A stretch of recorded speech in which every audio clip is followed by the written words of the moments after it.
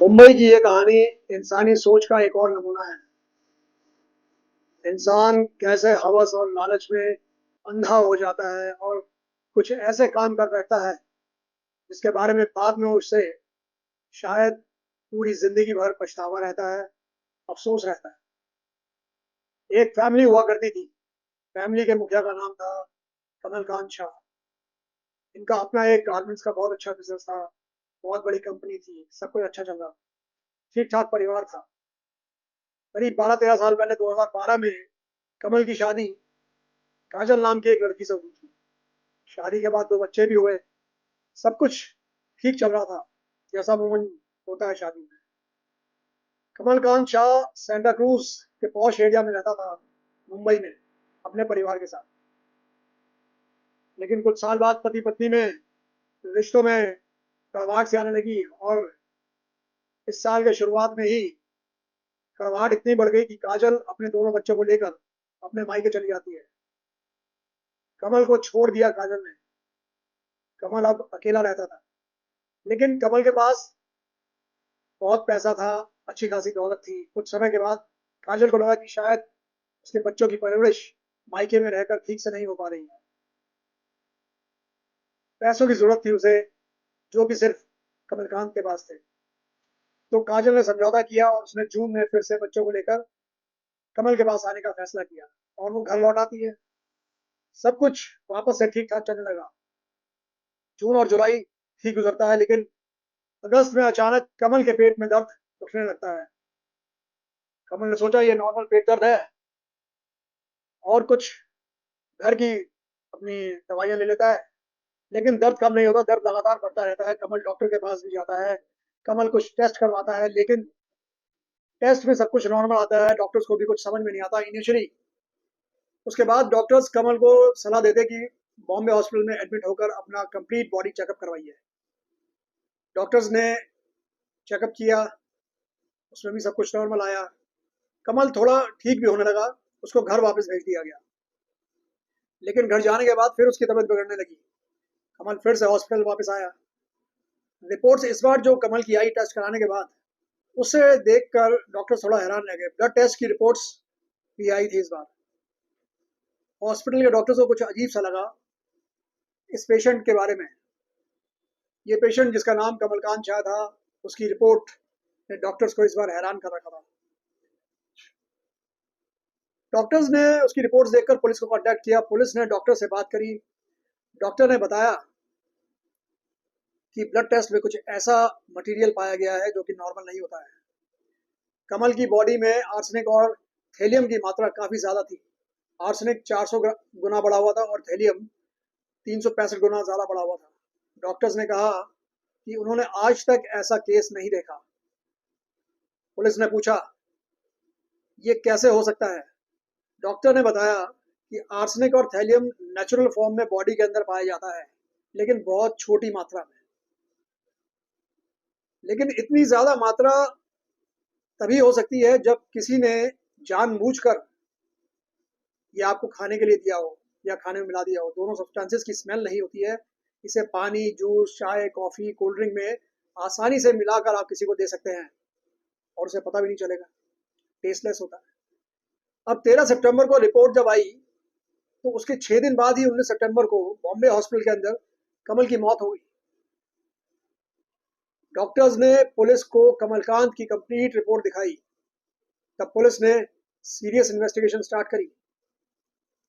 Case registered हुआ। Case crime branch unit 9 को दिया गया। बॉडी का पोस्टमार्टम हुआ। रिजल्ट में ही सेम फाइंडिंग्स थी।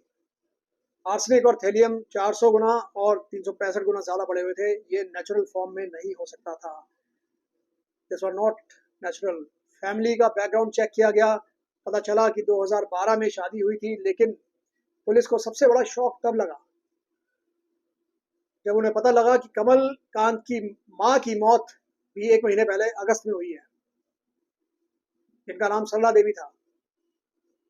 उनकी बेटी से पूछा गया तो बेटी ने बताया कि माँ को भी इसी तरीके से पेट में दर्द हुआ था, लेकिन कुछ समय में उनकी मौत हो गई।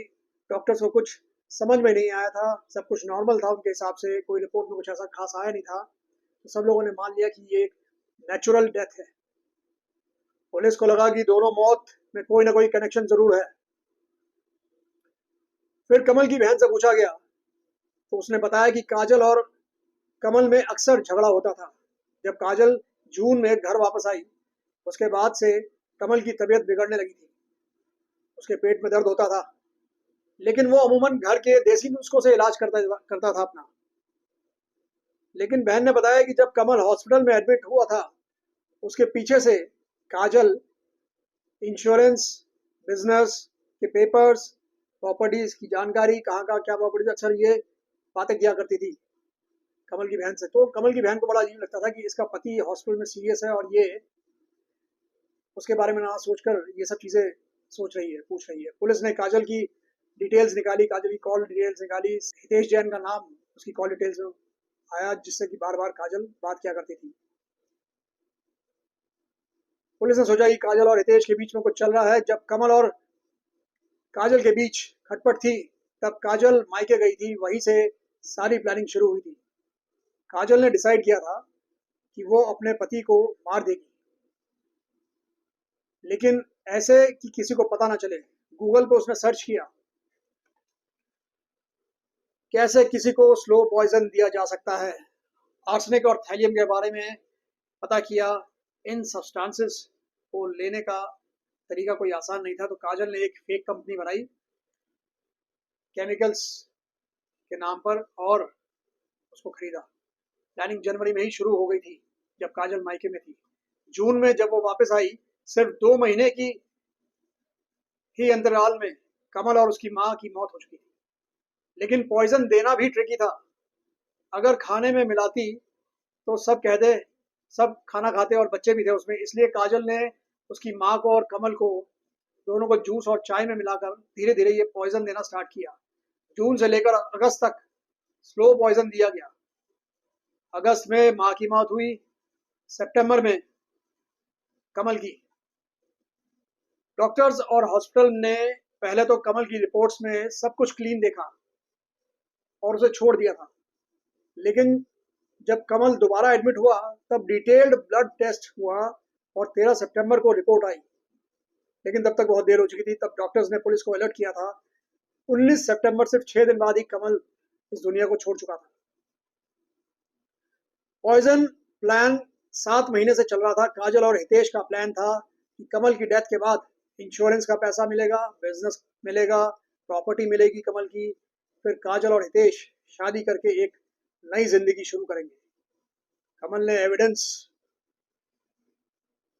काजल ने पुलिस ने एविडेंस इकट्ठा किया। हितेश के घर से गूगल सर्चेस रिट्रीव करी। हेलियम और आर्सेनिक का इफेक्ट क्या होता है, ये सारी चीजें गूगल सर्च में थी। काजल और हितेश दोनों को अरेस्ट कर लिया गया पुलिस के द्वारा। दोनों ने कन्फेस किया। काजल ने अपना जुर्म कबूल किया और हितेश ने भी अपना जुर्म कबूल किया। कमल की मौत का सॉलिड सबूत था उसकी ब्लड रिपोर्ट, गूगल सर्चेस और इन दोनों की कन्फेशन। लेकिन सरला देवी की मौत का कोई सबूत नहीं था, क्योंकि उनका पोस्टमार्टम नहीं हुआ था।